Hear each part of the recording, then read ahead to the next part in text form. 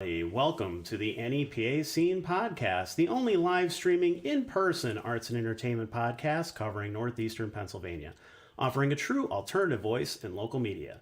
We're coming to you from the NEPA Scene studio underneath Center City Print in downtown Scranton. I'm Rich Howells, the founder and editor of NEPA Scene, and tonight we're here with Eric Abyss, the vocalist of Scranton metal band Traverse the Abyss. They're organizing and headlining the first ever Scranton EclipseFest this Saturday, April 20th at the Moon Tavern in Dixon City. So we're going to talk about this new event featuring 11 heavy bands on 2 stages, how Traverse the Abyss earns slots at major festivals like Louder Than Life and Incarceration, building a strong social media presence and a loyal fan base, putting together local shows as Sled Dog Entertainment, breakdown of their latest singles, and much, much more. So please stay tuned for the full hour. We would love to hear from you guys down in the comments below. As I mentioned, Traverse the Abyss has a great following, so let's show that in the comments. If you guys have any questions, anything you want to add to the conversation, anything you want to talk about, you went and saw them, you had a blast, you've been listening to their music nonstop, whatever the case is, we want to hear about it down below, and we'll get to those later on in the show. Before I dive in, just want to thank Center City Print, who has provided this amazing studio space for us. Center City Print can bring your ideas to life in 3 locations: Scranton, Kingston, and Hazleton. These one-stop shops are locally owned and operated, offering high-quality printed products, copy and custom print services, and design solutions to help you, your small business, your nonprofit, your band, your photography, your art project, or any venture thrive. Visit them now at centercityprint.com and use promo code NEPAScene online or in person for 10% off.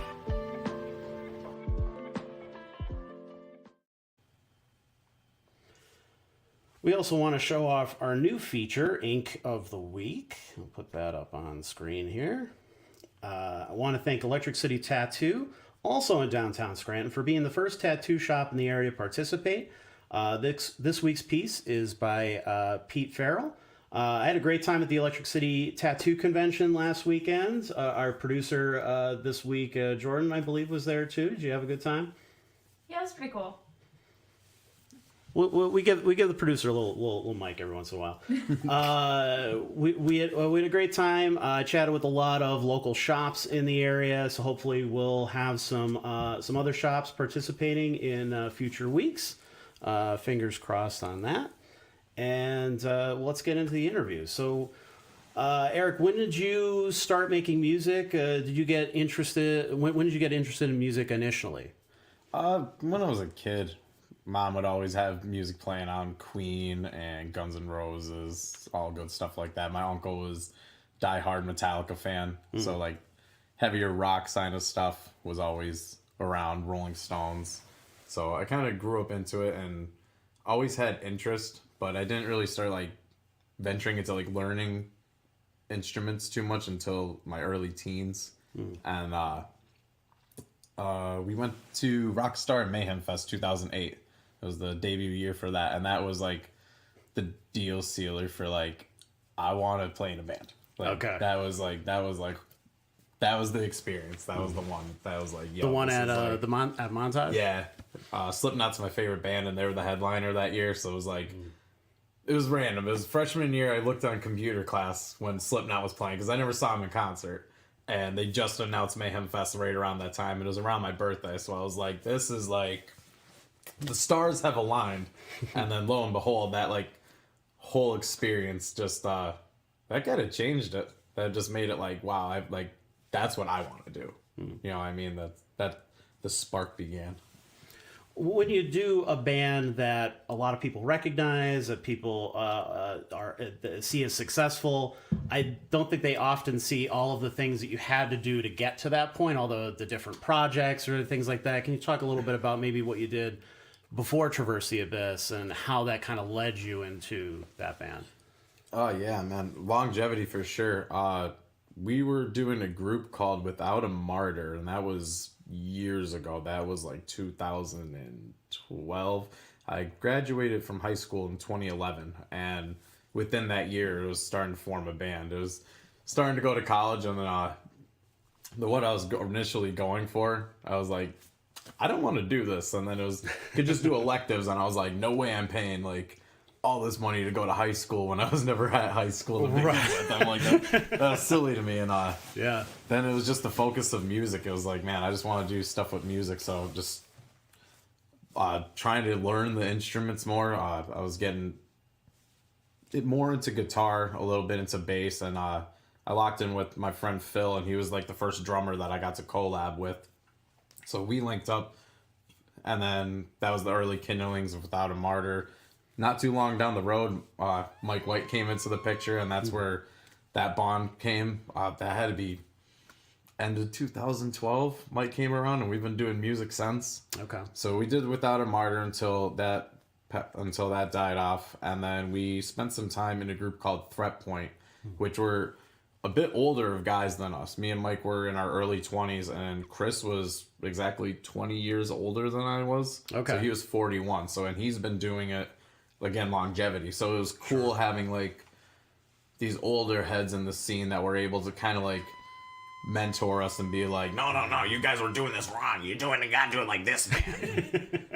You know the Chris James voice. Absolutely. So yep. We got, that is a pretty through, fair impression.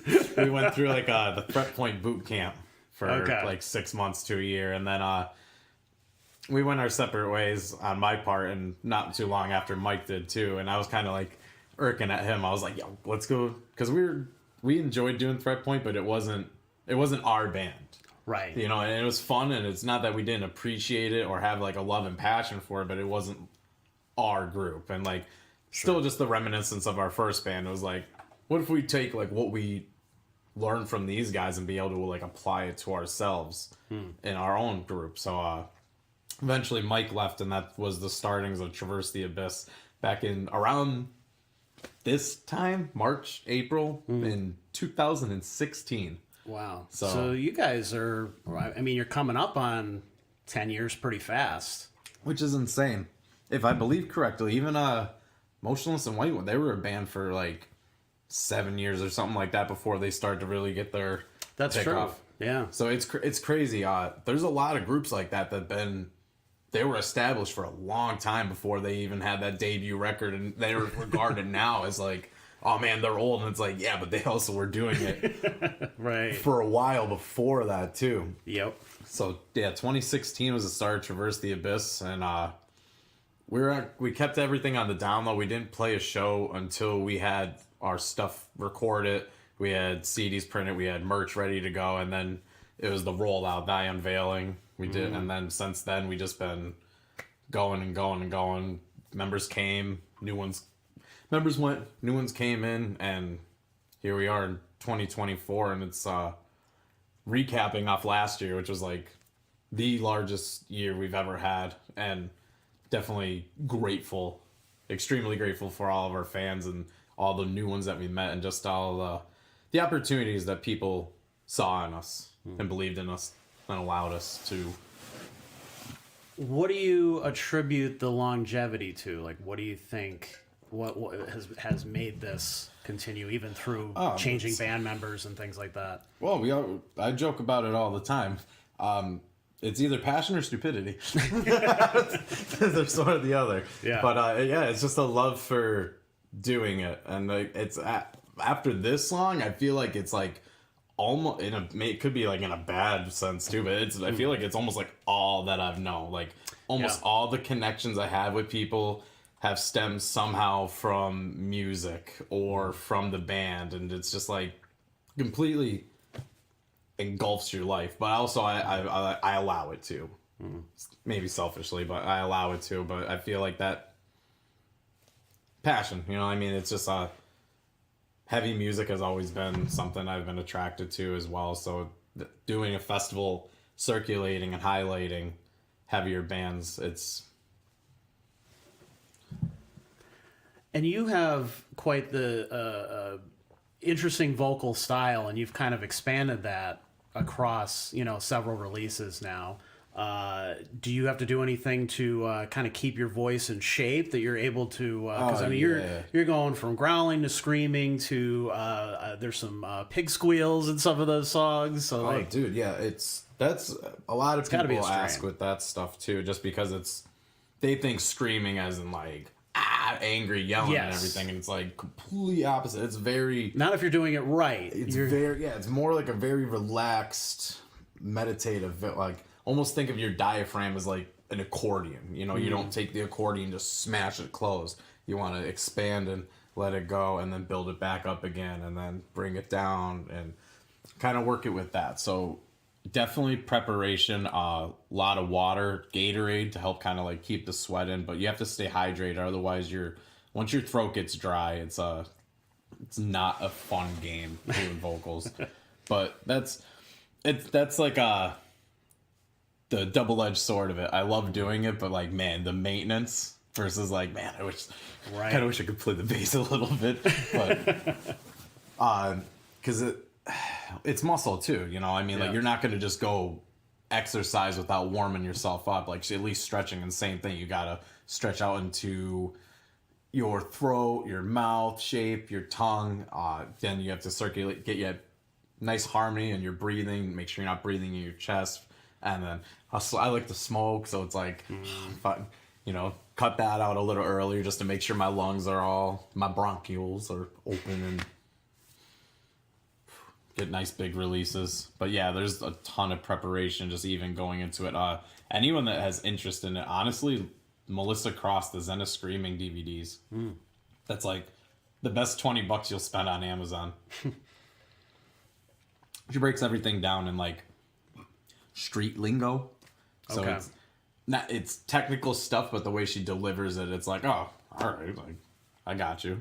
That's not too bad. And then you feel that difference, and that was a big one for me, even just going from Without a Martyr to Traverse the Abyss. And after the Threat Point was I started doing the Melissa Cross tapes, and that's when it was like, holy shit, like, this is much more dynamic and powerful. So you have 6 members in the band now, which is pretty crazy. Is that I don't want to say you're like the manager, but it seems like you're the one who's kind of organizing maybe everybody, putting it all together. Is there challenges to that, or? Oh, absolutely. The more hands, the more, more cooks in the kitchen. But it has its ups and downs. But like, we tried to make everything very democratic. Like, everyone has votes on everything that we do. So it's, and try not to, like, if people are feeling negative towards something, we try not to like veer towards that route or make them feel like they're in a position, which is tough. Same with scheduling, because half of us have kids, and then birthdays, significant others, the whole work. So it's like, and that's what I feel like this year we're doing a lot of learning, is just like a bit of the balance, because last year was so bang, bang, bang, and we have new music that we're looking to record, well, we're looking to release.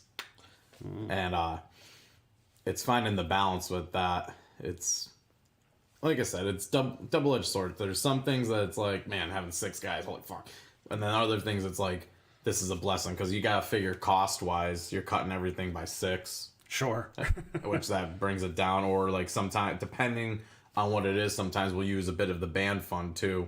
So we'll be dividing it by 7. So some things that might cost a bit more on our end are a hair cheaper.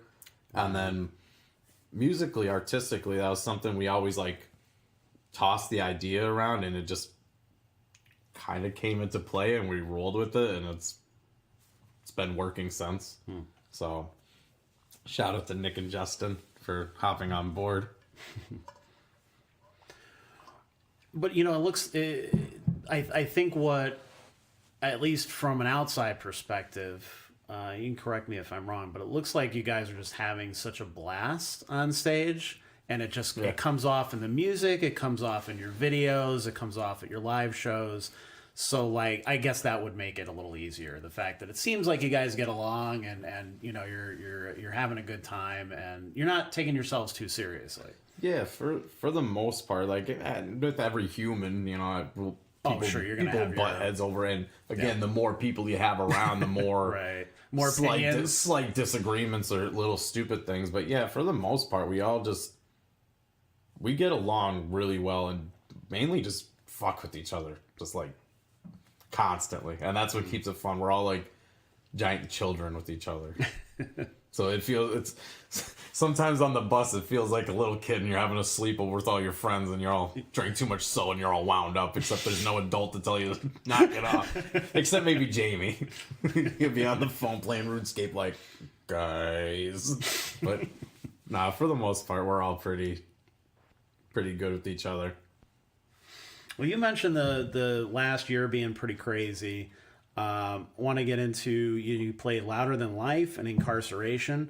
How did you even get to that point? Because I'm sure there's some people that aren't familiar with the whole contest element and all that kind of stuff that came into play there. So that was a whole insane thing. So we'll pull that back to 2022. Justin and Nick were still relatively new to the group. I actually don't know if Justin was even with us at the time. It might have just been Nick.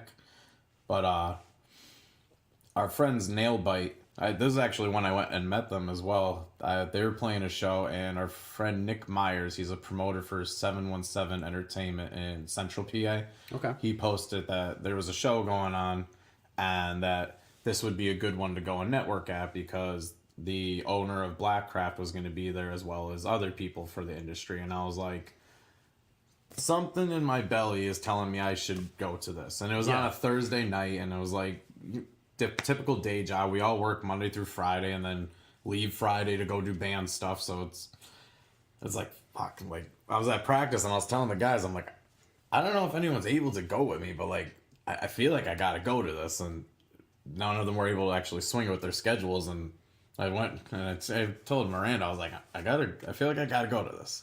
So after the work the next day, I tried to get out a little earlier, took a quick shower, and I drove 2 hours to Harrisburg. And JB Love Drafts, there's two of them. There's the Micro Pub in downtown like Harrisburg. Okay. And then there's Love Drafts Brewery, the Brewing Co., which is in Mechanicsburg, which is like 5 or 10 minutes outside of the capital. But yeah, I drove to the wrong one. I walk inside, I'm like, it's really fucking quiet in here. There's like not as many people as I was expecting. This is strange. And look, the bartender was like, oh, no, you're at the wrong one. So I got there and was just hanging out with everyone. There was a bunch of people from Central PA, and like in the band scene was there too. So it was like cool to recap and see all of them, catch a couple of bands playing. And I was doing my basic marketing. I usually leave business cards littered all over the place on the bars and whatnot. And this was right where leading up to the Smiling and the Suffering release. And I had some physical copies of those printed. So I was handing those out to a couple people. And I saw this taller dude with cool guy blonde hair and a bunch of tattoos. And I'm like, this guy seems important. I'm like, flatter me. And I was like, so I walked over. I'm like, you probably don't give any sort of fuck, my dude. But my band has a CD coming out. And I was like, if you want to check this out. And he's like, I actually give a lot of fuck. He's like, we have a whole channel where we play unsigned bands and whatnot. And he was like, yeah, blah, blah, blah. And walked away. And one of the other people was like, you were talking with Bobby. That's the owner of Blackcraft. And I'm like, what chances are that? Right. Like, I looked at the guy and I chuckled and I was like, he got cool guy haircut. Like, I'm sure he's important. Yeah. And sure enough, he's the owner of Blackcraft. But later in the night, we were walking by and they were doing the stream that they have for DW Presents, which is Danny Wimmer. He's like the largest concert talent buyer in the country, which Louder Than Life, Incarceration, Welcome to Rockville, Aftershock Festival. Like, he just acquired Rocklahoma as well. He just scooped that one onto his belt. But they were doing their live stream with a couple bands like Nailbite and Fate Destroyed, FDS. And I was walking by and Bobby yelled over to me. He's like, you with the band. He's like, you, come over here, plug your band. So he brought me on the stream and let me plug the band. And they kind of had like a little bit of a bond after that. So after that, we started being active in the DWP Twitch channel, which that's live stream broadcasts. You, just like this, engage with people right in real time. And they were doing like Battle of the Bands brackets to get bands festival time slots at Louder Than Life and such. And we got in the mix. I was posting our name and being active in the chat, and I was at my grandmother's house helping change a light bulb, and I had the stream playing in the background. I heard them. What was that band that we met in Harrisburg? Just Traverse the Abyss? Why don't we play their stuff? And I'm like, ooh, fuck. So I'm like trying to get the light bulb done. My grandma's like, okay. But we got into the top 8 to play at Louder Than Life that year. And then it was towards the end of 2022, one of the representatives messaged us and they said, hey, we're doing another one for Incarceration Festival. And that's close to you. That's in Ohio. You guys should submit. And I was like, I was submitting anyways, but that was like a cool reassurance. Yeah. And we did the submission, and it's pretty basic. They put they'll play a minute of your song, a minute and a half of your song, and then they put the chat in a yes or no, and that's how they take their submissions. Get the yes, blah blah blah, and then certain bands they'll give a golden ticket to. Like if they felt like the chat was being biased, or to counteract when bands will like gang up against competitive bands. Okay. We've seen and had the results of like people being malicious like that towards us. Like it is what it is, but like that's why I hate the term battle of the bands, because I feel like people stop networking and they get the claws out. Everyone wants to do damage to each other, but. Right. We did the submissions on the DW Presents, and for Incarceration, the stream cut out, and I remember we got voted no. And we were driving in the car, Miranda was jamming out, and I was watching the stream, and all of a sudden I look down and I see our lyric video playing, and I'm like, ooh, fuck. I'm like, they're playing our stuff, and it was like, we got voted no, and I was like, it is. And Twitch runs ads if you're a monetized channel, and I heard something about golden ticket. And an ad came up, and I'm like, oh, you gotta be kidding me. You gotta be kidding me. You gotta be kidding me. And I come back on, and they're like, is Eric still here? And so I did the thing, and they actually had me call the studio and tell them why we should get a golden ticket. Sell your band for us again. And shit, that's so much pressure. Yeah, I'm in the car, like on the spot, like, and they're like, yeah, pass golden ticket. So we got into the bracket, which that was like a one and done thing. I think there's 8 bands, and they'll break it down 8 for final 2. And we put in the work because we saw how close we came with Louder Than Life earlier that year. And just to get like how exciting it is, because it's, dude, like your heart goes for those, because you only get a minute in the polls that will put this band versus this band. That's only a minute long too. So you're trying to be like, social media wise, you're messaging your fans and blah blah blah, trying to promote, trying to keep them engaged, because it's an intense hour or two. Right. And they came through heavy for Incarceration, and that's how we ended the time slot for that one, and that was in July 16th, Mansfield, Ohio. And sure enough, our first time at like a major festival, like not disregarding anything that I'm doing, but this is like couple hundred people. That's like 20,000 people. Right. Like, it is insane how packed these festivals are.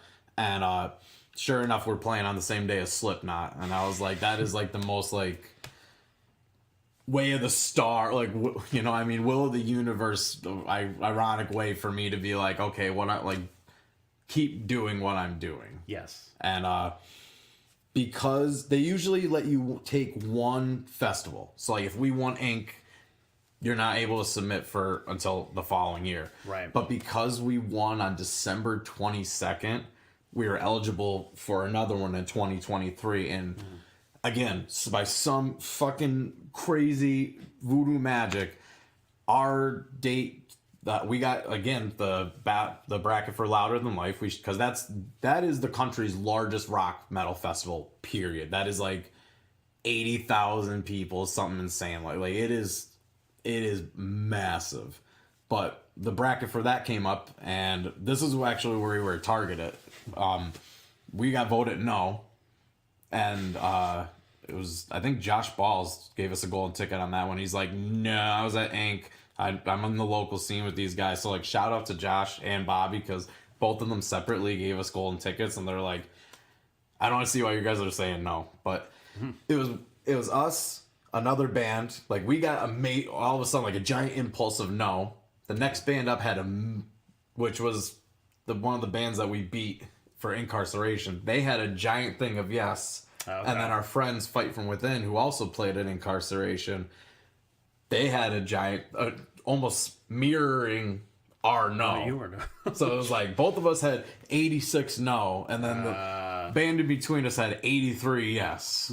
So, yeah, but luckily we both got golden tickets to get into the bracket, and our bracket date was like a week and a half after Incarceration. So like, however that worked out, thank you, because we were able to do Inc. We got all these new fans from there, and they came back, and we pile drived the Louder Than Life one. And again, that was like, I was humbled by how many people showed up, and just like, people are flat out saying like, "Oh, you guys are cheating" and whatnot, and like, it's because it was a lot. Yeah, I remember those finals, because I'm not a Twitch guy for the most part, but I was like, I'll make an account. I wanted to kind of see how this worked, and I obviously voted too, but like for the most part, it was kind of like, how does this whole thing work, And I was just I was blown away by how many people came out for you guys. How do you build an audience like that is that loyal,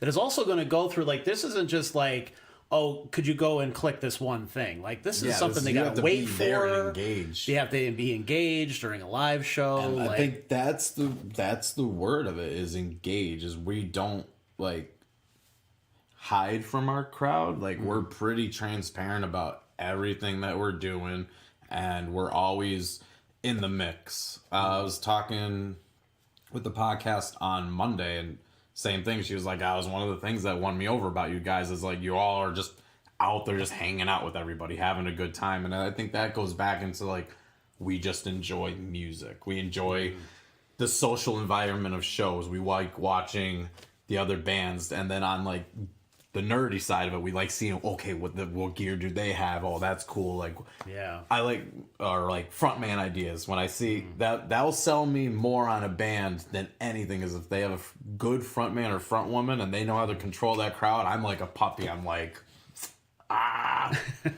you could be as crappy of a singer as you want, but if you got them in your pocket, then. Are you like taking mental notes when you see absolutely. stuff like that? Oh yeah, absolutely. My thing is monkey see, monkey do my way. Because I don't want to copy. I want to take an influence and then add my flavor to it. So that was always like my perception on that. I was like, cool, I liked how you did that. How could I do that in my way that's very organic? And I remember too, when I was reading, some of the, because you guys keep, like I said, you keep pretty engaged on social media and stuff, and there were reviews from these festivals coming out, and you guys kept just getting mentioned over and over. And that's for a band that isn't like main stage or whatever, like that's noteworthy in itself. But a lot of people were like naming you like band of the day that I saw and that sort of thing. And like, that's got to be flattering. And shout out Joel from Metal Injection. Yeah. Joel is the man. And that was the cool thing with like Incarceration and stuff like that, is like the backstage area, it doesn't matter if you're like a smaller band or you're Motionless in White. You know what I mean? Like, yeah. The only other exceptions was like Limp Bizkit, Slipknot and stuff. They had a little bit more of like a space for themselves, but like for the most part, like you were just right in the mix. And that's what I loved even more about it, is I didn't feel like just because we played the smaller stage that we were like any less of a band. Like, we had people like from different publications that we've been reading forever, like going out of their way and to come watch us. And that was just us hanging out and just being friendly and passing cards out and stuff like that. One of the coolest and weirdest, funniest interactions we had was Eddie Hermida from Suicide Silence. He walked out of the one trailer where the bathroom was, and we're just sitting there eating, and he looks over and he's like he knew us forever, and he talks over, "Yo, what fucking band are you guys?" And Traverse the Abyss, "Yo, you guys are playing on Sunday with our boys, Last of Our Kind. They're from SoCal with us. You guys should link up with them. Yo, POD's on right now, so I'm gonna go check them. I'm gonna sing with those guys a little bit. But yo, I'll check you guys later, man." And we're just like, what just happened? Yeah, like he was like shocked, like, oh my god, I haven't saw you in forever kind of deal. And I was like, I've been listening to that band since I'm like 14. Maybe not with him as the vocalist, written with Mitch, but like that was just a cool experience there, hanging out with POD. Talked with Jose Mangan for a little bit, but like he's busy. Sure. Like when you want to say someone's busy, like that man is busy. Right. But even louder than life, like the section where there, we did interviews with Dean Piper, Studio Gaveta from Brazil. They were cool. They were our saviors because Louder was a bit tighter with interviews, and we played on Thursday, and that's a 4-day festival. So there's a lot of people in the media area that were like, we had people back out on interviews. We have open spaces and whatnot, and we were like, we just want to talk.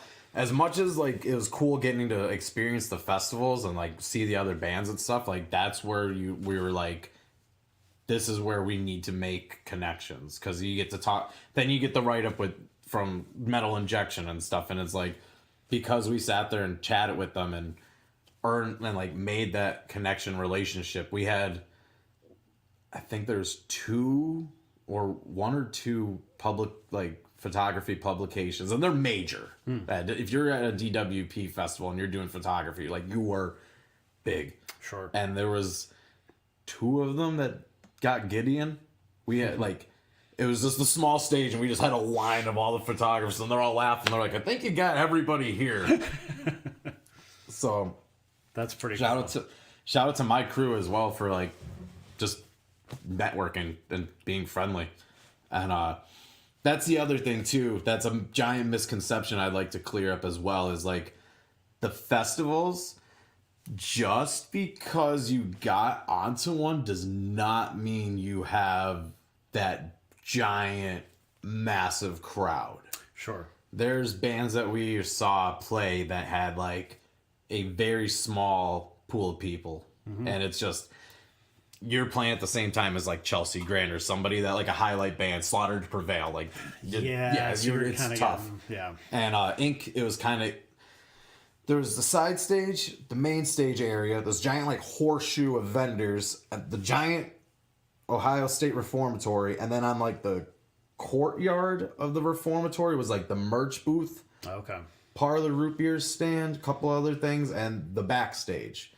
So like you had to get people from the festival to be going back there. Right. And us and our boys Fight From Within, they're playing the EclipseFest as well. Both of us, they played Saturday 1:30 to 2, and we played Sunday 1:30 to 2, and both of us had like probably 4,000 people back there. It was just insane. In perspective of like, we saw groups play, and it was like they didn't really have as much of a crowd pull, and it was like in the back of my mind, like, be happy I'm here, no matter what the fuck happens. Because at first, when we started playing, there was only, actually not before we played, when we were setting up, there was only a pool of people, and we were like, damn, we were out there networking and like hardcore passing.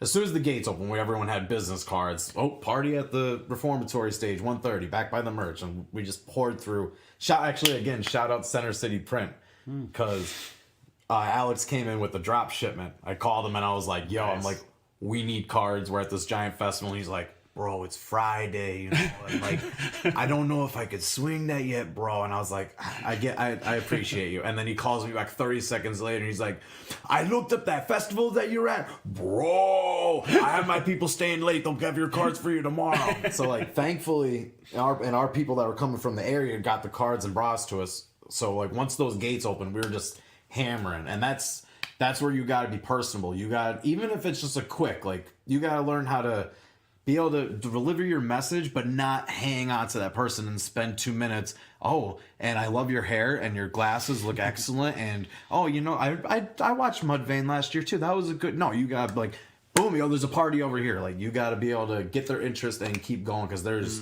a sea of people and they're overstimulated as well. Sure. So like, that was another like super humbling thing, is knowing that you weren't guaranteed that large crowd, but we had that, like, it went back to the Reformatory. And that was us and our boys Fight From Within. And it was funny. It was same time slot, a day apart. And both of us were the bands, like, out there talking with everybody. And they're grind horses as well. So shout out to those guys.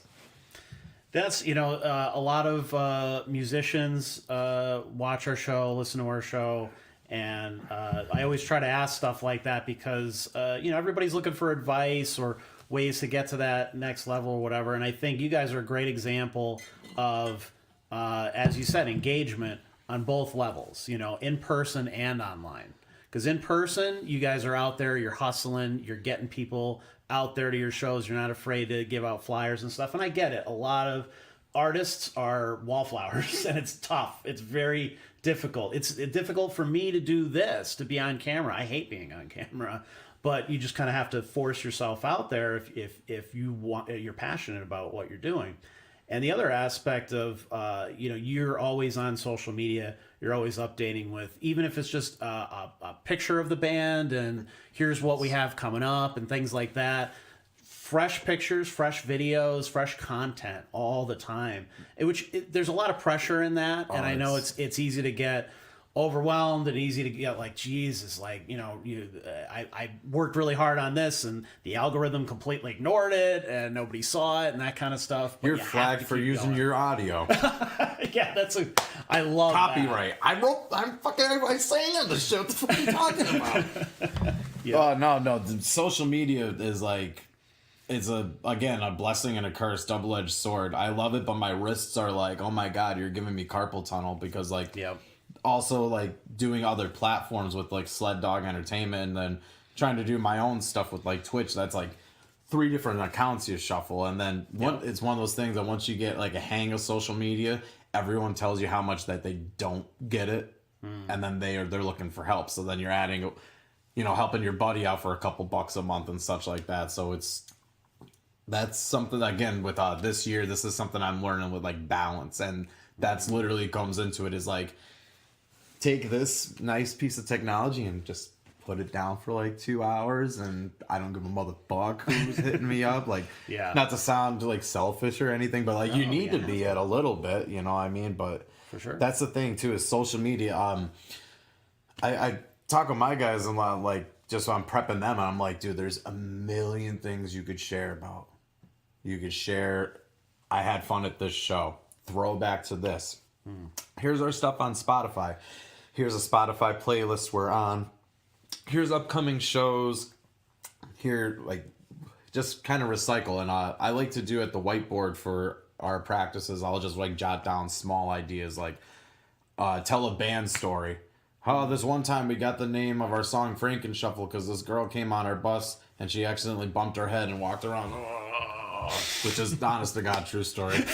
But this little things like that, and that's like the thing that I think made it harder now, and I think maybe like our age, a bit older, is like TikTok and short content is like everything has to be fast microwave, and usually like essentially you'll build a YouTube video, say that's a half hour, and then you're gonna take 3 blocks of that and dissect that, and then you're just gonna click reels, TikToks, and stuff like that. So like, gone are essentially the days of being a band and being like, yeah, we just make music, because then you're probably paying somebody to do something like that, because everybody's on the internet doing everything. Like, look at TV and stuff like that. I mean, a major thing, WWE is moving to Netflix. Right. Like, does that end? Crazy. Does that end the longest reigning televised episodic thing that they have going on? You know, I mean, does that because they were about the championships and their longevity? So it's like, does that kill theirs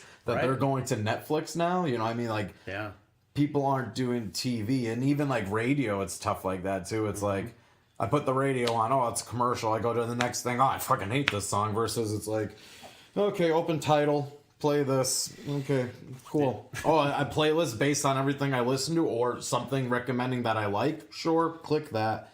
But then we all hate on streaming platforms because they don't pay artists a lot. But I think, I got myself going. That's one of the things that I nerd out on about is because everybody's like, Spotify. Oh, Spotify sucks. They only give you a small percentage. And I'm like, do you look into any other platform just to like try one out? Right. Whoa, I got Spotify, and it's like YouTube Music. Actually, better yet, I'll bet up $1 YouTube Premium. You get completely ad-free YouTube, which if you're like me, where you've been watching YouTube forever, so you get an ad on YouTube and you start getting the cane and the gray hairs and you get angry. I remember back in my day, we didn't have ads on YouTube. But YouTube Premium, you're going to get essentially Spotify, YouTube Music, which has the app and all that stuff, desktop feature, blah, blah, blah, and ad-free YouTube. Apple Music, which depending on your phone carrier, you might have a free subscription to. So you don't even have to pay that $11 a month.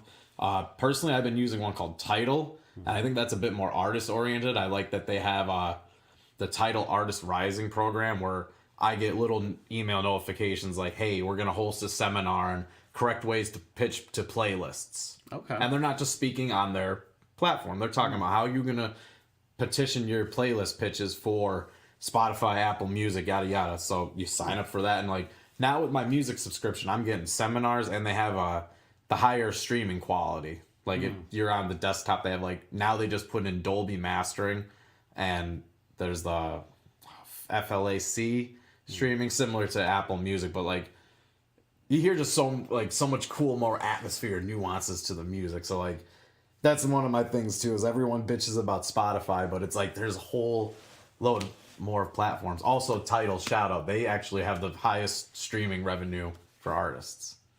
Yeah, I think I was reading something about that recently. Like there was an artist whose, tweets, which I don't know what they're called now, X's, I don't know, are going viral.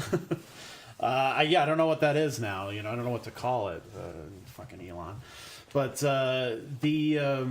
yeah, it's that there's definitely other options out there, and I feel like people aren't using the platforms they have to their full advantage. Oh, absolutely. And then complaining about how they're not really doing anything for them. And Spotify, it's like, well, you have to work with it, And Spotify's flat out, they're like, yeah, we're a podcasting thing. We're a podcast platform. Right. You know what I mean? Like, they made that they're pretty catering clear to podcasts with Joe Rogan. So obviously they made it very clear what they were doing with that.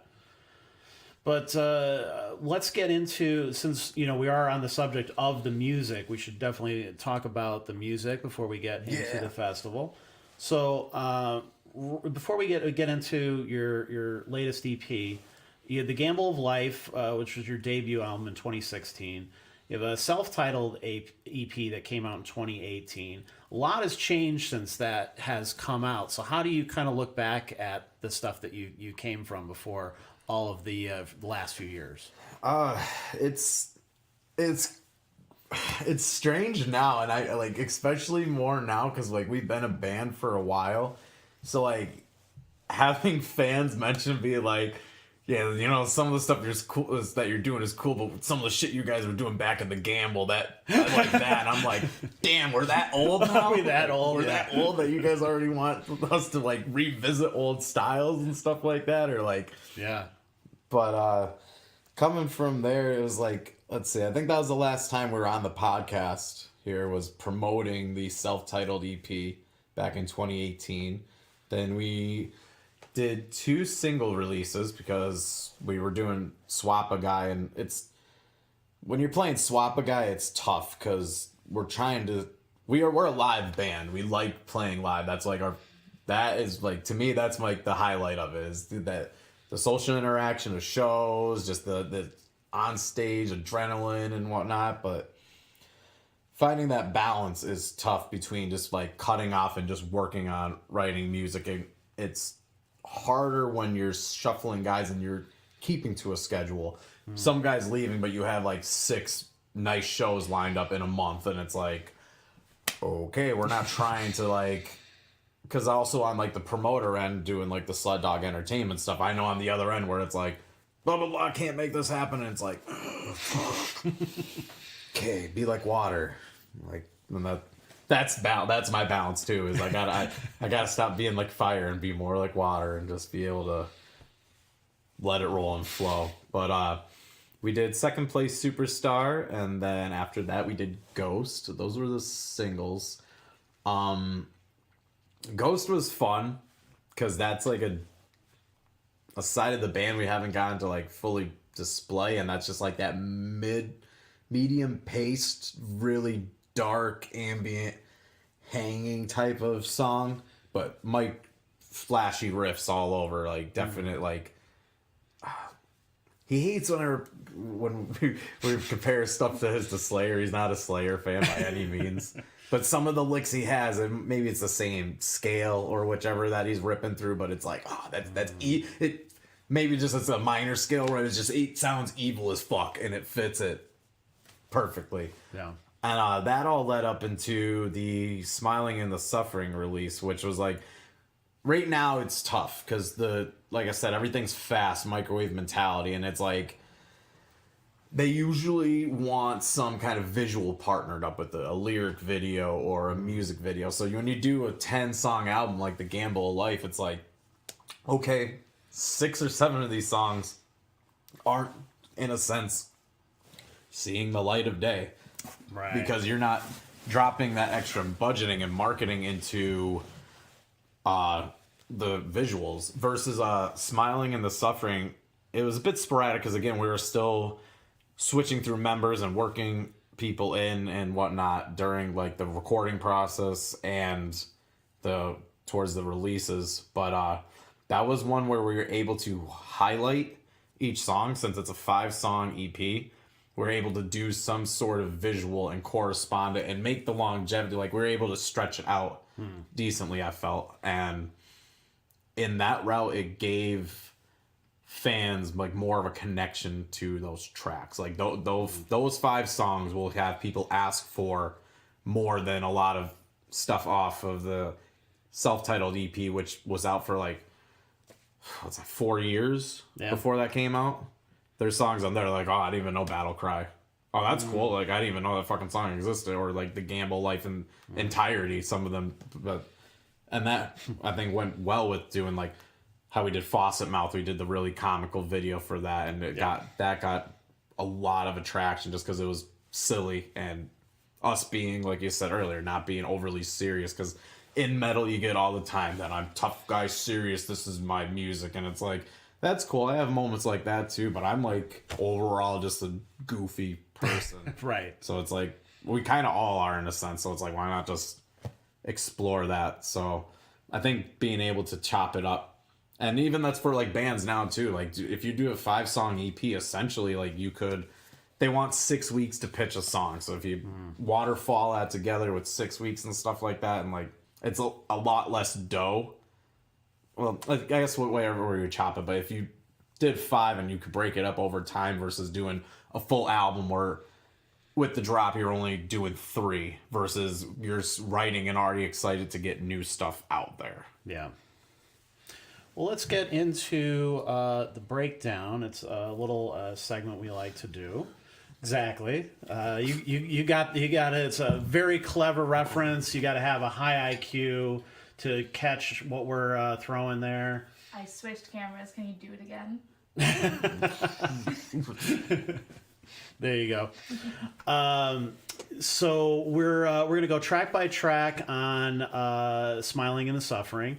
You can tell us about the inspiration or the stories behind each song. This could be about the lyrics, the composition, the recording, whatever you want to share you think is maybe the most interesting aspect of that particular song. So first one off is Faucet Mouth. So Faucet Mouth was originally just going to be a single, and that one we went to Navro Studios with Eric Navrosky to track, and that one kind of came around to doing something faster, more thrash groovy, and a lot of times Mike will spitball a riff, Dave will jump onto the drums, and then we just start sandwiching it. Once they start putting the bread to it, then we'll start adding a little extra stuff up. And so we were jamming that one. We had a couple riffs floating around, but it only originally meant to be a single. And at the end of the recording process, we were talking about partnering up with the video just to give it a nice visual push. And that's when we started spitballing, doing something silly. I remember Mike was stuck on, he wanted to do something with like Walmart first act guitars, but out of like the baby section. And Dave's like, I spent so much fucking money on my drum set, I'm not playing that video. You're out of your fucking mind. But that started spitballing the conversation about just doing something stupid and wacky and silly, and just getting more into that route, and yeah, that ended up being probably one of our most popular songs because we got a hit off from Metal Injection with that one, and I started learning about doing more strategic with targeting ads and such like that. So like that all was super beneficial, and that was the first song we released in a while at that point too. So there was a little bit of like a excitement. I don't want to say demand, but like people were waiting for us to do something, like poking us with a stick. And then we were working with like management team around that time that we were just starting to experiment with, and they were talking about like the waterfall thing, and I was like, well, yeah, I was familiar with it, but let's try to keep it going. So then we fired off with Only Human that we did. Those were partnered when we recorded. We did Only Human and Fossmouth at the same time, but we're going to separate them as releases. And then we went back for, I think it's Trainwreck and Fossmouth, Trainwreck and Frankenshuffle we did in a pair as well. So it was kind of, as we were recording songs, it was kind of like, okay, why don't we just compilate them? And then Only Human was one that I wanted to get like a bit more direct into the emotional realm, and that was around that time we had a bunch of friends passing away and relatives and whatnot, so it was more like a song about living in the moment and embracing the ones that aren't here with you anymore. So I wanted to go from like, okay, yeah, we could be silly and funny with Faucet Mouth, and that was like a, yeah, because as you start doing more stuff, you get people that are like, oh, well, they get everything handed to them and stuff. So that was like our fuck you song versus like Only Human was like, okay, but yeah, we're also like, I'm emotional. And then I'm a sensitive artiste. Yeah. Trainwreck came around because we wanted to do something just on the heavier end. We haven't pushed anything that was just more aggressive, would be the term, like since Inner Demons. So it felt like it was around that time, and we were playing a lot of shows with heavier bands at like Whitechapel, Chelsea Grin. So it was like, all right, this would be something that would fit fine with that. And then around that time it was same with Frankenshuffle. That was a whole separate vibe that's very new metal-ish vibe. Like it's driving, but it's really bouncy, and I took more like a rap approach to the vocals, because that's the fun part with that is over that course of time that we were writing the songs and hitting the studio, and like we had Only Human and Fossmouth done for a little bit before we released them, so we had time to work on Trainwreck and Frankenshuffle. So it was like by that time while everything's rolling out, it was like I'm still writing music and I'm listening to different stuff and pulling from different influences. So Frankenshuffle is one where it was like, all right, I do enjoy a decent amount of rap music and stuff, so like I could kind of show that influence off, rap, new metal-ish vibe. And then the tail one was Nemesis, and I believe what held us up mostly on that was Mike had two bitching bridge pieces, and we could not decide on what one we wanted to go for. And in the end we ended up going with the like Gorilla Stomp, dum, boom, boom. That one we kept as in, that was supposed to be just like with the CD release. And then shortly after the CD release, I was thinking same thing with how I was saying each song got its own highlight. And I was like, well, if we don't really want to cough up budget post-release for a music video, like that wasn't really in the discussion prior to all that. Why don't we just do like a lyric video? And shortly after the release of the album, we put out the lyric video, and that kind of helped highlight that track as well. So each song had its own highlighted segment. Did the lyric video for Trainwreck just because the stigmata that like, oh, you do metal growl vocals, and that one I do more guttural stuff, so I was like that would be perfect to have the lyrics on. So it's he's just making sounds, and no, mom, he's making words there on the screen. And Frankenshuffle, because it was a fun song and we had fun doing the Faucet Mouth video, it was like, all right, Frankenshuffle Frankenstein, it's kind of like a Halloween themed, and it was getting towards spooky season when we were doing the filming, and because we wanted to do a Halloween themed video, and we're like, what if we tied the stupid shit that we were doing in Faucet Mouth and brought it back into Frankenshuffle and made that like a Halloween themed video. Yeah. So we just wanted to continue the silliness on that one. But in the end, like each track got its own highlight at time, and as often the most requested stuff is from that EP. Well, it definitely has the most plays. It seems like Spotify and all the major ones. So that obviously you guys are on an upward trajectory in that sense.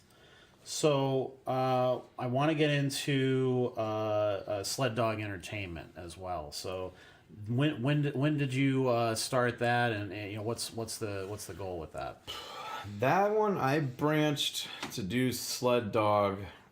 I think that was 21. It was when or 2021 was around I started to put like a label to it, because I was always constructing shows. Like, it's been years since I did a festivals, but I did 2 of the Scranton music festivals, and there were I believe way back when with Threat Point I was actually on here talking about that, and that was my first time that I had a multi-stage festival. That was at Nahog Park in 2014, but that was like complete multi-genre. And then we did another one the following year or year after, and that was at Lyrics in Carbondale way back. Okay. Stretching back to those years. And that was like a full day list of music, and I always did those as multi-genre. But I was putting shows together, even like most of the Without a Martyr shows from back in the day, and not really stuff with Threat Point. That was more, I was like more taking notes, because Chris and CJ were like ridiculously fucking workhorses, and I was like, do you need a hand at that actually? Because you guys, I'm learning more or less from you guys. Yeah. But once we started doing Traverse, like almost any of the Traverse shows was, for the most part, something I've set up. So I was like, well, it felt right about that time to like put a name behind it to kind of get that brand recognition, because you see the dog on the logo on the flyer. It's like, oh, okay, I know this is going to be a quality show. Yeah. And yeah, it was around 2021, because that was around the Faucet Mouth time. So the band Traverse the Abyss was getting a decent amount of traction, and like it's getting to the point, like, no, not like in any cocky sort of sense or so, but like we just have to space out our local shows too. Yeah. Just so it's not just stagnant, like, oh, come see us at the V Spot, we're playing there June 8th, and it's like, yeah, I just saw you at the V Spot, or I saw you at Finnegan's, or I saw you at blah blah blah. It's a common mistake local bands make. It's more hard, isn't always better. It's a hard blend, because for a while we were playing just about as much as we could, because you talk to Chris Motionless was the one judge at the Next to Rock that 97.9X had, and that was one of his things. He was like, listen, times are different now, but like when we're coming up, and one of the things I still believe in is like fucking play, because same with promoting your band, passing stuff out, like, no, and I always keep the mentality like no one knows who the fuck we are, so I need to sell you on us. Yeah. So I just felt it was about time to start doing shows and having a label on them, as well as branching out from just Traverse shows, because there's not just us in the scene around here. There's tons of killer bands, Cruel Bomb, The Aegeans, Slapjaw, Toothless, So Much Hope Buried. The list goes on, what I mean? But like, I could start highlighting them, and if these people from Traverse shows already have a bit of faith in me that I'm going to put on a good show, then it helps everybody grow. Yeah. Like, even if not for me show, taking, I'm burping all the beer, and I love it. This is actually really good. The Raz Root. Yeah, SBC Raz the Roof. Very good. Raz Roof. But being able to take, like, bands that are starting to do more mid-Atlantic shows, or, like, they're on tour, and being able to accommodate them and being like, hey, yeah, we could help you out, and kind of hone my claws on that side of the industry too, so now I could start bargain pitching my band better when I have to. And being like, if not for me, the way they sent over their stuff to me, I was like, damn, I like your layout, like that's a good idea, I should follow suit with this. Or even just friends in the local scene, just how they send their stuff over, and it's like, damn, that looks nice, I want to do that for my group. So getting more eyes on that side. But yeah, 2021 I launched it as Sled Dog Entertainment. I have a husky at home. That's my boy Demon. And that's where the imagery came from, and the thought process was like, he can't pull a sled by himself. Yeah. You need a team. Same with a dog sled team. You need a group of them, and that's the entertainment industry. You need publicists. You need booking agents, venues, promoters. Like, it spans out artists. Yeah. People to do design work, people to do videos. Like, it's all. And Sled Dog Entertainment is essentially just a network hub of reference points, and as well as booking for shows. My boy Keith Chappell, he's been keeping it down hard. He has his subsidiary of us is J Ragnarok Promotions, but he's always every day it's like 3 different video clips. Like, he does his morning wake up session, morning metal, blah blah blah, and like it just. But like we were talking earlier, like the social media burnout. Yeah. And he's like on that, and it's also cool because then on my end, like, I could help people out and just kind of pass along other duties, like, so-and-so is looking to record. Okay, well, we know these studios that we could already line you up to talk to somebody with, or I suck with these targeted ads. Okay, well, we have a couple of people that like doing that stuff and they could help you out. And we try to keep everything at like a extremely affordable cost, just because we know how much on the side too is just seeing how much everything costs from doing Traverse and whatnot. So it's like, all right, let's make it. Like, obviously, I'm not going to be able to put someone directly at, like, yep, you're playing DWP Aftershock Festival.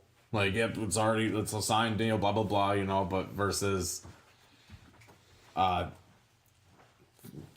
keeping it at an accurate price point for what I could offer, and not, like, gouging bands for nonsense. Right, because you're seeing it from all ends. You've probably been there and done that when it comes to that type of thing. So you don't want to see that kind of behavior or business practices continue. Yeah, even like same with Traverse, same with Sled Dog Entertainment. We just try to be as like transparent as it is about everything as possible, because then it's more organic. Yeah.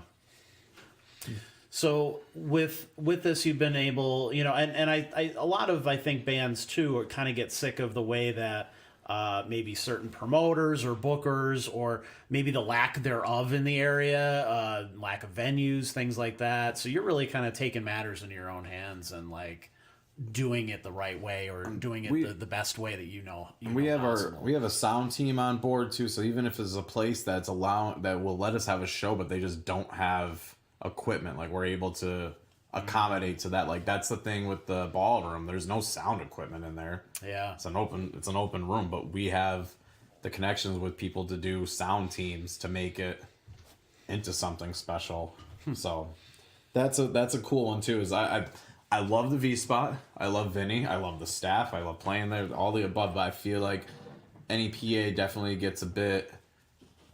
That's home. That's the heart of the V spot. Attached to that one. They are fickle about trying other places, and if some of these places are newer and just starting to get their stuff going, and it's not a home run 100% right off the bat, you know what I mean? Then like they're like, fuck that place, I'm not going there. I'll just go to shows at the V and stuff. So it's like, again, I love Vinny, but like, you have too good of a thing going on, my dude. Which is never is not a bad thing, but sure. I'm trying to show off other spots in the area. Like Kevin at Finnegan's has a huge room. Mm-hmm. Like, that is a huge room. Same thing, Eric at the Moon Tavern. Like, for even indie bands, alternative bands, you don't need to be metal. As long as you're publicly friendly, like, because the hotel traffic, like, he's willing to help get acts up in there. And then you have the ballroom, which I was immediately taking advantage of. As soon as I saw that, it was like, okay, we could do something cool. Harry's downtown, they're another one. They don't have sound, but they're looking to start doing more entertainment. But yeah, it's just over the years in the scene, seeing different places come and go. So I think that's the thing that we're trying to do, as well as highlight other venues around the areas, as well as bring like that whole VFW vibe, fire hall concerts. Which obviously a lot of people remember quite fondly. When I was talking to Chris Motionless, when we interviewed him a couple of years ago on the podcast, he looked at those shows like remembering the Dome shows And all the obviously the hardcore scene around here virtually wouldn't exist without the VFW shows and things like that. So CC's, yep, places like that. Shout out to Slapjaw, because that's one. Yeah, that was like lore of the area. Is like, oh, I remember CC days and seeing Slapjaw, and all my cousins telling me about that and stuff. So it's cool that we play with them now. Yeah, and they're on this show too. Yeah, so let's get into how that happened. I felt that was necessary for Slapjaw, just because they've been doing hardcore music, metal hardcore music in this area since 1998. Yeah, so it's like crazy how long they've been around. Jerry and Dave have been doing it forever. So it's like just to pay homage to the years that they've put in doing that. And funny enough, now I think they're doing a bit more, because most of their kids are grown up now, so they have that, a little bit of freedom, a little bit more freedom. And then Jerry was doing stuff on TikTok, and the one video he did blew up. Fred Durst is commenting on it, wanting to collab with them and everything. What? And go on his TikTok, all his videos that are hundreds of thousands of views, millions of views. And like, he's just an old school blue collar dude, and he's like, and that's the thing with fucking social media again. Like, you don't know what's gonna pop off. Yeah, it might be a stupid clip of you going, and all of a sudden that is generating, everyone's dubbing that over their videos, and that's what it is. Yep. He put it. His thing was him with the drum machine, and he playing guitar, and the caption was a riff I wrote that I liked, something like that. And since then. Who would have thought? Right? So then, leading Scranton EclipseFest. I was scouting for Sled Dog Entertainment. I was looking for new venues. Talked with Eric from the Moon Tavern, and I kept meaning to stop by. And I was like, let's set up a date. And he's like, he's more like a hands-on guy. He's like, stop by first and let's chat. Like, I don't want to just do everything from email. If you're local, like, let's come down. Let me show you the place. Let me show you, like, what we could offer, blah, blah, blah. So we were talking, and he's like, listen, like, your band's probably a bit too aggressive to be up here, because this is in the Moon Tavern, which is where we're going to have the after party. That is hotel traffic. So it has to be, like, family friendly to a sense. You can't, I don't think Traverse the Abyss would really fit the flow for that. Right. And we're chatting, he's like, did you see the ballroom that I have? And we're just at the Comic-Con not too long ago, but it was filled with all vendors and stuff. So I was like, yeah, but not blank. And so come with me, come downstairs, flip up the lights, and immediately my idea light was clicked, because it's been years since I've been able to do a multi-stage festival, and it's just finding the location. You couldn't do that at the New Penny. You couldn't do that at right. the Irish Wolf Pub. You can't do that at the V-Spot, and even Josh with the Ritz. It's like, he was teasing me. He's like, how come you didn't do it at my venue? And I'm like, how am I going to do that there? I can't do two stages there. Like, yeah, you could have two different bands play, like, back to back on the stage, but, like, this is what I wanted to bring back. As soon as I saw the room, I was went back to being 14 at Mayhem Fest 2008, and I was like, oh, that's what sold me with music, and I could reimagine that in a sense. Reanimate it, I guess, may be the term I'm looking for. But we're going to have two stages, one at each end of the room. When one band stops, the next band starts at the other side, so the crowd has to shift back and forward. If you're front row for one group, technically, as soon as they stop, you're in the back of the room. Okay. So as soon as I saw that, where it was like, I think we have enough connections now to where we could be able to do this fully DIY with like the soundboards and lighting and bands. And it was one of those things where I'm always telling people, like, you gotta check out Slapjaw. No, you gotta see them live, because Jerry's crazy, or like Toothless, blah, blah, blah. Like, and we, just from playing the Mid-Atlantic areas so much, we have friends from all over in Maryland or Philadelphia, Virginia, etc., New York. And I felt like this was an opportunity where I was able to, like, take a solid amount, like a whole show worth of bands from our area, as well as a whole show's worth of bands from out of the area, and combine them. And then strategically for where these bands' locations, everybody except for Fight From Within, there are out-of-state guests. Usually with Sled Dog shows, I try to bring one band that's like not from here at all. I give them one of the later time slots, and that's like our out-of-state guest. Yeah. So Fight From Within, they're from New York, and they're going to be our out-of-state guest for this event. But all the other groups, we're all in a 2-hour radius. Every band is either Scranton Wilkes-Barre or you're within a 2-hour radius. Desolations from Philadelphia, Vitruvius from Reading, and Strange Culture, Nailbite are both from like central PA Lancaster area. Okay. So everybody is drawing, and when you're sharing and you're putting those targeted ads on, etc., like that's all in that one giant like G spot of area that we're marketing into. Yeah. So like you're talking to people from central PA and they're familiar with the show just as much as people towards Reading area, and I feel like that will help draw because you're just centralized instead of overly scattered. Yeah. And then there's enough local bands with support, so like that will bring a natural draw just from being in the area and people that support the scene, etc. And then I tried to bring in a few of our festival friends, which us and Nailbite played the Louder Than Life festival together. Actually, our sets were actually right back to back at Louder Than Life, which worked out amazingly because I brought Johnny and Lana up to do vocals with us, and they brought me up for their set. And then from Incarceration, we brought Fight From Within, and and like I've mentioned too, Mikey is another one that's just a grind horse. They're always on their stuff. They actually are playing Incarceration again this year on one of the main stages. So congrats to them, because that's an incredible feat too. That does not happen often with bands. Yeah.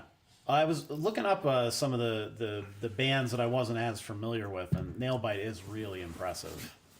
They're young too. Exactly. Like that's what I think is part of the hook, where you're just blown away by like, oh wow, these kids are so young and whatever, but they sound great too. That's the music's great, the performances are great. Like they have a lot going for them. They have a full package for right now. Like with their age and everything, they have a full package, and they're only going to get better from there. Yeah. And shout out to them though. They've played Blue Ridge, they've done Louder Than Life twice, and they've played Incarceration.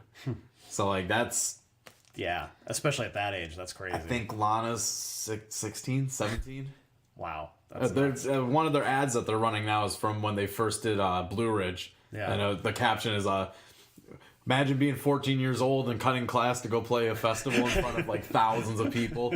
And they're like, the teachers found out, ... They gave us extra credit. But like, they're the nicest people too. And they're another like grind horse band, and their support system is like unreal. Like they have a tight end. We kind of joke that a lot of our shows, we call them the family reunion, because like our fans and their fans, like everyone just like immediately locked.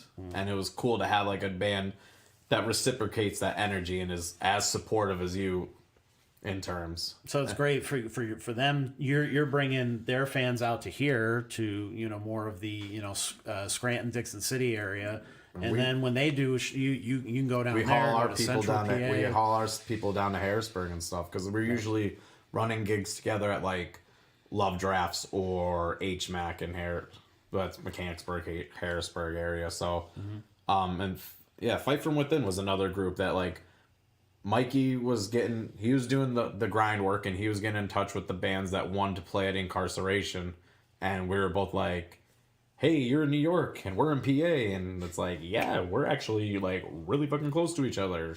And we played a show with Bleed From Within up in New York, and he came out because it was right like not too far from their area.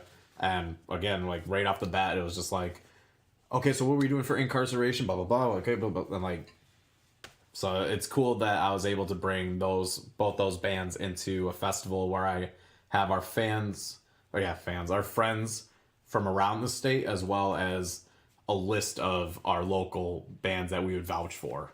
Yeah. So if someone was hitting us up from out of the area, like, okay, I'm putting a show on it, blah blah blah. Who should I hit up? And I'm gonna read the bands that are pretty much on this list, minus Cruel Bomb. Sadly, Brandon and those guys weren't available. They were asked for good reasons though. They got a little one coming into the tribe. Oh, okay. For good reasons. Congrats to them, huh? Cheers.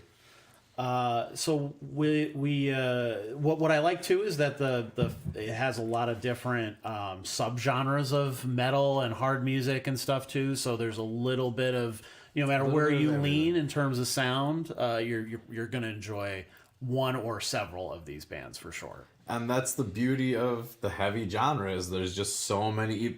You can't just say metal music and think one band. Right. Because even saying Pantera or Megadeth, like that's totally already, that's different sections.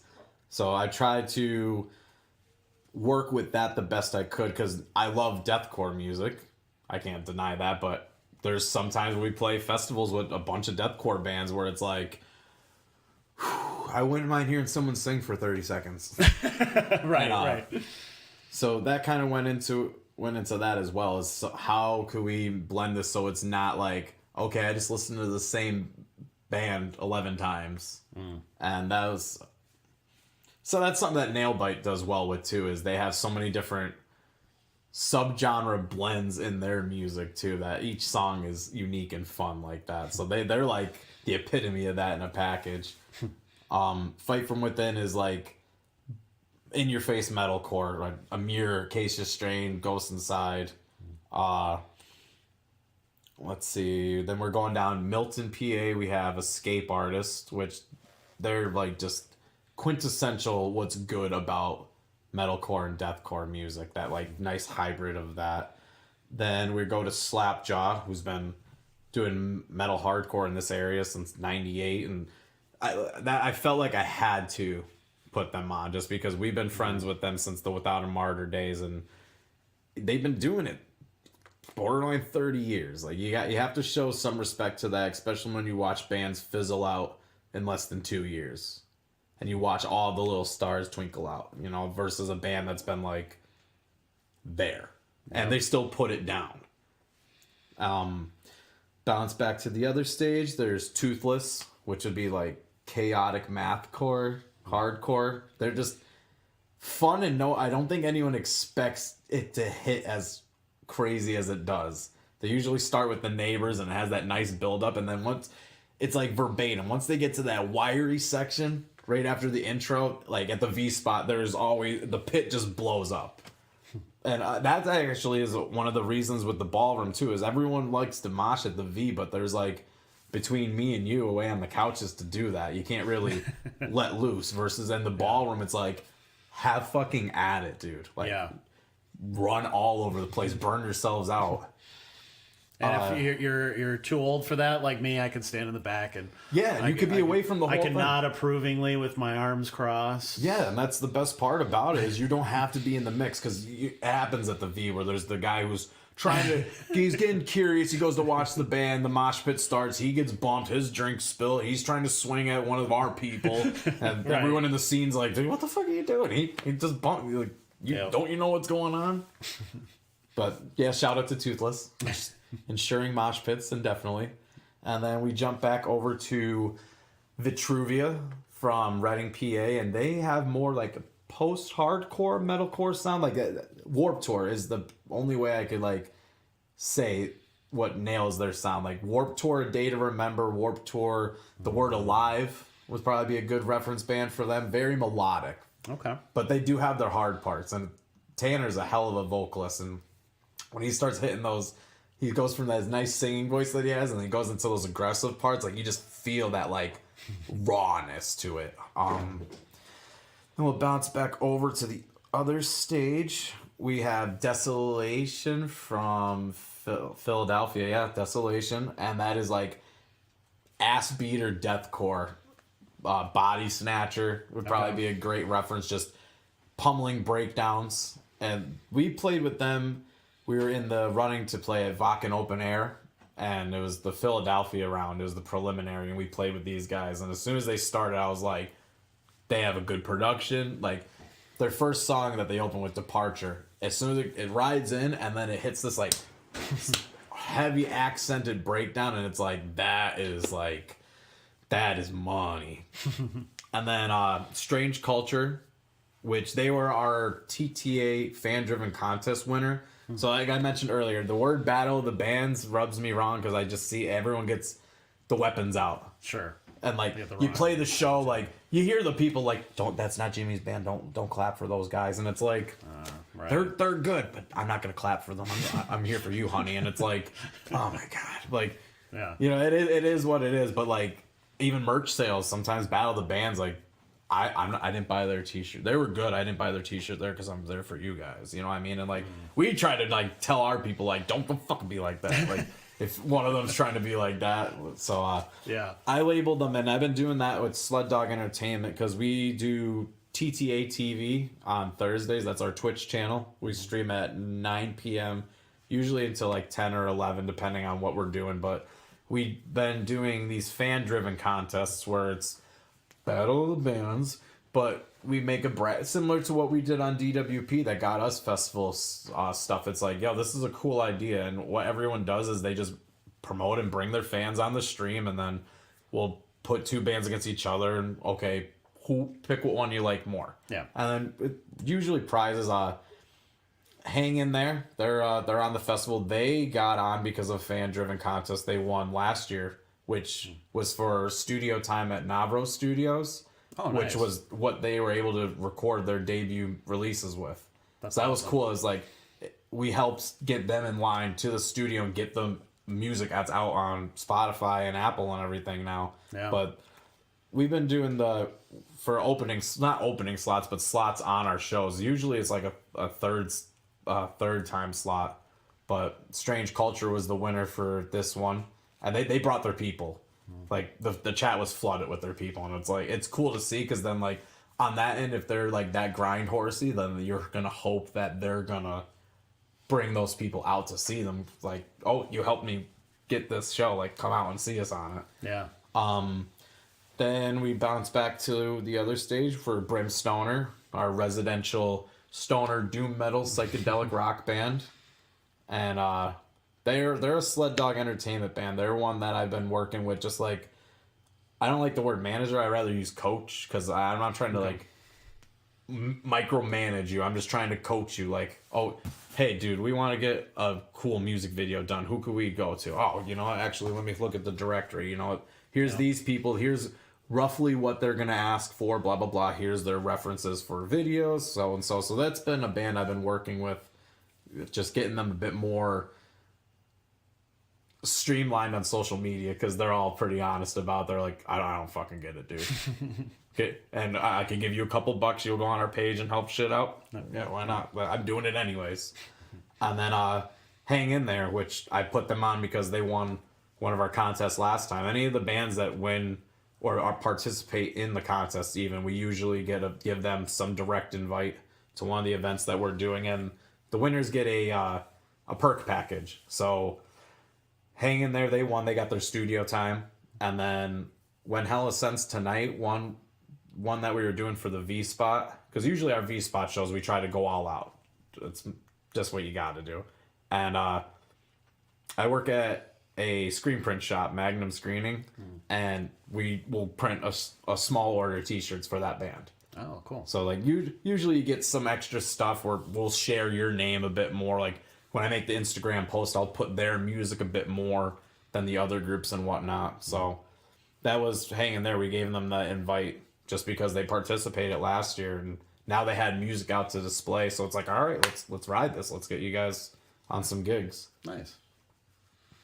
So you're really giving back in terms of, you know, what you get from people and from fans and stuff too. You're giving back to the next generation of bands that are coming through. Yeah, kind of like what Slapjaw did with us when we were, and like even Threat Point, like just helping some people who've been doing it, just lending a hand, giving tips and shit like that, and trying to help grow, like help the community grow too. Because like the studio one was a cool one, and I thought that was like very fulfilling, that a band that got to debut their music, because they literally sent the message like, we really want to be a part of this, but all we have is live videos from the Keystone stage on our Bandcamp. Could we use that? I'm like, dude, if you guys want it, I don't care. Like, yeah.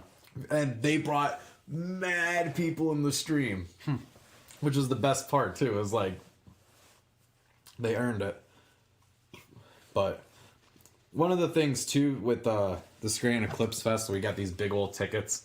If you stop at the Moon Tavern at all during the week, they got some available here. I have a couple left on me, but all ages. Because again, the V Spot, Yeah. it's great, but you can't do bring all. your 14-year-old there. No. And that's one of the nice things with the ballroom is it's all ages, so everyone could go.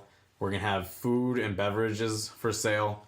There's gonna be a section for hard drinks for sale. So if you one of those people that don't go out because you can't drink, I don't want to go to a show because they don't have a bar, because there are some people like that. They can't go out and have a drink, then they don't really have interest in the show. Yep. But you have Unfortunately. you're checking all the things. The other cool one with that too is we haven't. Doors are at 5. Show will end at 11:30, and then we're gonna go upstairs to the Moon Tavern and have an after party. Oh, cool. They have pool tables up there. They have dart boards. They'll have the fryers on and stuff, so everyone will be able to just go up and chill. And for media and bands, it's a less stimulating environment for them to network with each other because you're not running to catch this band's performance and whatnot. Yeah. So, and one other, it's such a cool event because it's in the back end of a hotel. So what I'm also promoting to people is don't fucking drive. Yeah. Literally, get a hotel room, do the whole show, and then go upstairs. Go in your room. Yeah. Save the drive for the next day. When you wake up refreshed, have a coffee, hit the road. Versus like, God forbid, drinking all day at the show and then trying to drive 2 hours back because you wanted to see Vitruvia because you're from Reading, or you know what I mean, like, sure. because that's not cool at all. So like that's one of the best parts with that is you could. I'm selling it as get a room, check your room in for 2, go up to the Moon Tavern, grab some food before, play some pool. They have a swimming pool. If that's your vibe, go swimming. Go back to your room, rinse the chlorine off. Whatever. About 4:30. Walk down towards the ballroom. Get in line. Do the whole show. There's food. There's drink. There's beer. There's bathrooms. For fuck's sake, you're tired in the mosh pit. You're sweaty. You could go up to your room and rinse off and come right back down to the show and not skip a beat.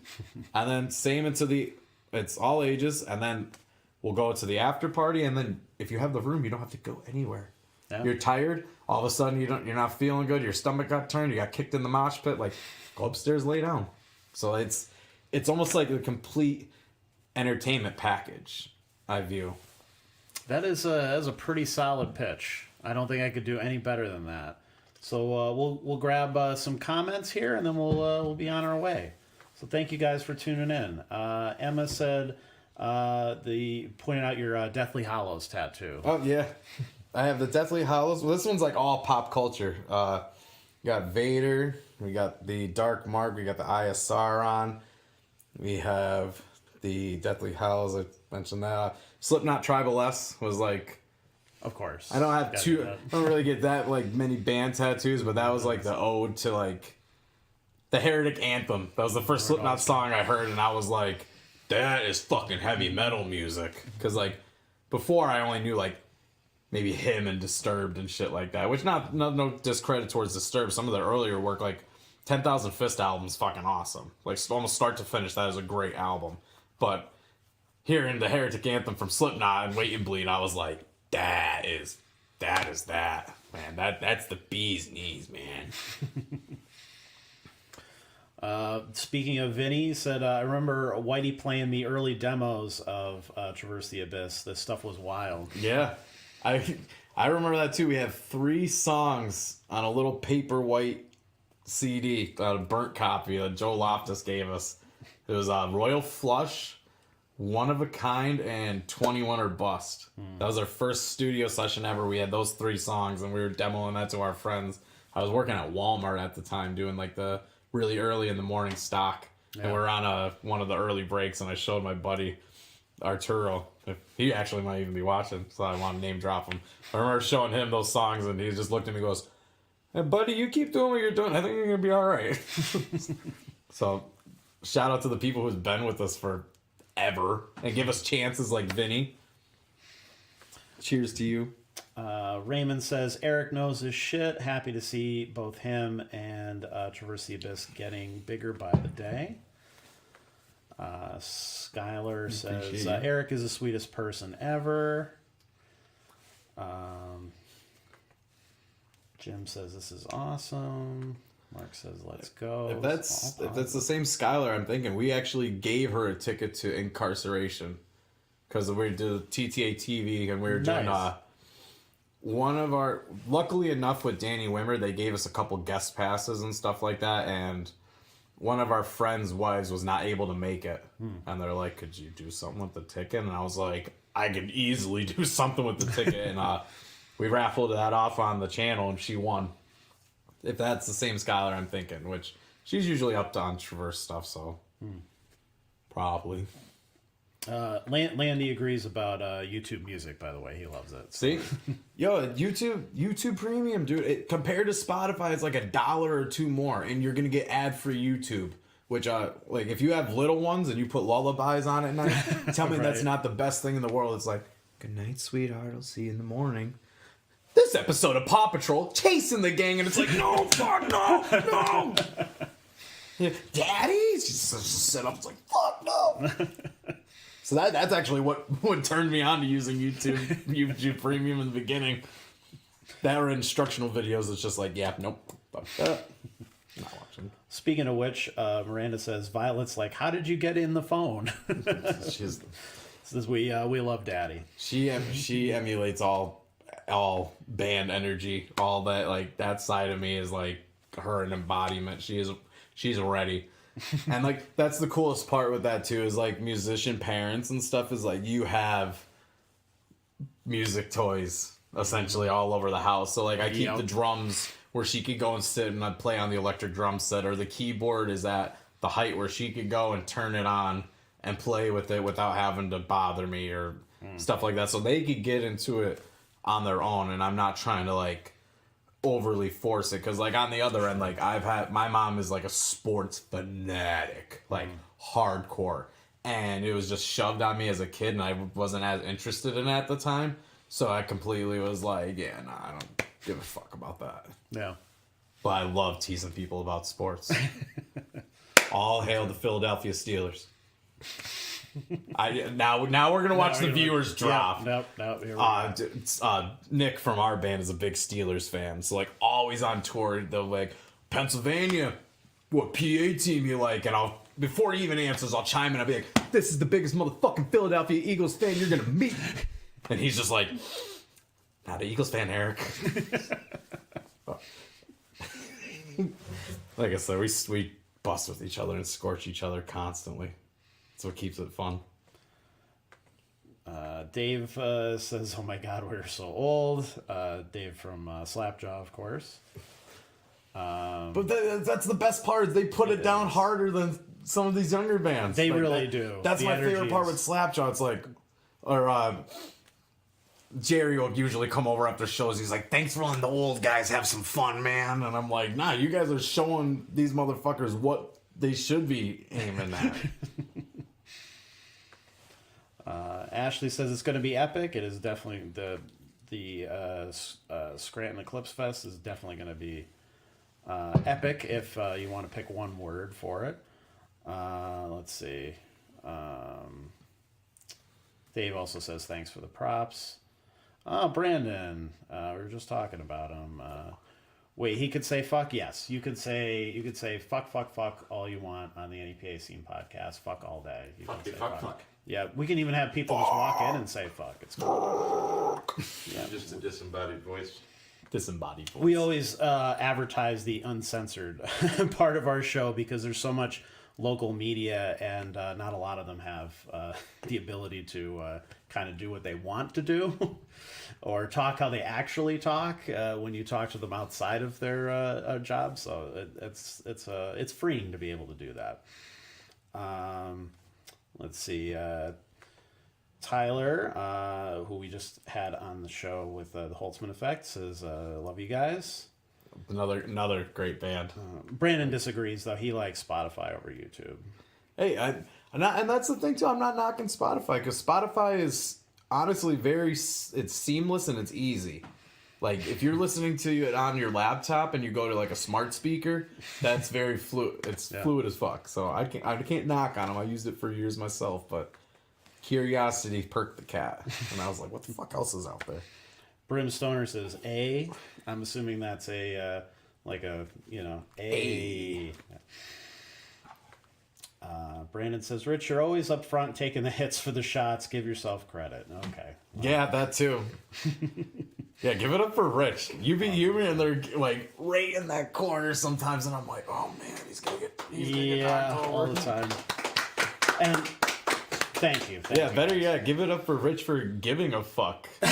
Like that was one of the things back. It was one of the first. I think it was a write-up or interview we were talking about, and it was just very early on. Yeah. Same thing with the music scene. Just give a fuck because it audiates. Right. Well, that's I think I gave a similar speech, not really a speech because you have like 2 seconds at the Steamtown Music Awards the one year, but I was like, it's.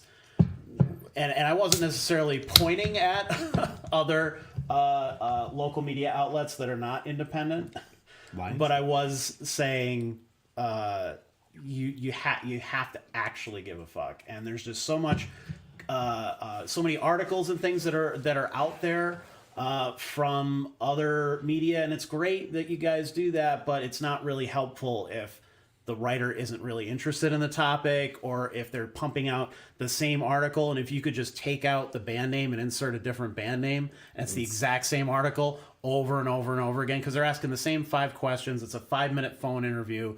They're banging it out, they're hanging it up, and they're on to the quote-unquote real news. That's not arts and entertainment coverage. It's just not. So thank you for doing everything that you do. I appreciate it.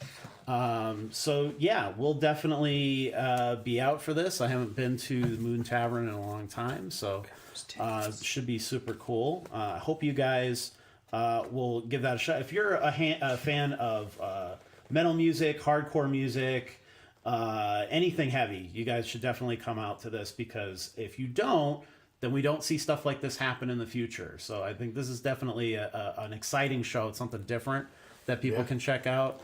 Like you said, it has so many different aspects to it. And I feel like we haven't had anything like that in a while, with like just the alternating stages. I like even the stuff with most for Traverse, I usually try to tie everything into like some sort of like theme or kicking back to something like that. So like, since we just had the Eclipse on the 8th, and the venue's name is the Moon Tavern Ballroom, I was like, totally works. That works too great. And then we're doing the 2 stages, so we're like, I was at work with the guys, and we're spitballing a couple different ideas for names, and then it just clicked, and I was like, we're gonna do the solar stage and we're gonna do the lunar stage with the sun and the moon. I'm like, yeah, that's just all. I love tying shit like that together. But yeah, Scranton EclipseFest, Saturday, April 20th. All ages, 11 bands, 2 stages, all one night. Doors are at 5 p.m. Bands are going to start at 5:30. I'll try to get that little bit of leeway space, because I hate when it's overly brimmed booked like that, where it's like, doors are at 5 and your set's at 5:05, and it's like, cool, these people are still fucking checking their IDs, and we're like trying to like, all right, if you can hear us out there. Like, there's been shows we've done where it was kind of like that too, where it was like, yeah, you guys play at 5:10. Well, what time are doors? 5 o'clock. And it's like, why? Why? But I try to emulate that. So honestly, like, if there's a line out front, I wouldn't even be opposed to like just getting people in there earlier, because I don't want a band that's playing earlier, like Hang In There or Brimstone, or they're going to open off each stage. I don't want them to feel like they got shafted just because we were taking too long letting people get into the event, you know? Right. So that's something, as long as the guys inside are ready, it's like, fuck, if there's a line like 4:30, 4:45 or whatever, just like start loading them in, because then they actually might get a few minutes to like hit the merch tables, grab some food before the event starts. Because we'll have the 2 stages, and then the whole middle section is going to be like a little sit-down / picnic area for the older patrons, or you just ran around the mosh pit, you want to sit down for a minute. Like, you have that, because we're talking about the one show, and the guy, Eric from the Moon, was like, yeah, it was a little longer. You could tell towards the end, people are like, fuck, I just want to sit down. And he's like, so we're going to have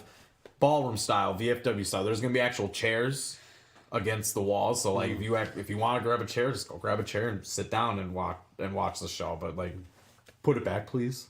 But yeah, doors will be at 5. We're gonna kick off music at 5:30, and that's gonna run till 11:30. And then everyone is invited. It's the Moon Tavern because it's part of a hotel complex, I believe. Even the tavern upstairs would be all ages, and we're gonna take the after party up there. We'll do like karaoke, some DJing. We'll have pool tables. They have the dartboard. Just place for everyone to like relax, grab some food and whatnot. But 2 stages, 11 bands, 1 night, and a hell of a lot of planning, working. Well, congrats, man. I can't wait to see it all come together. We'll definitely be there for some coverage if that's cool with you guys. Please do.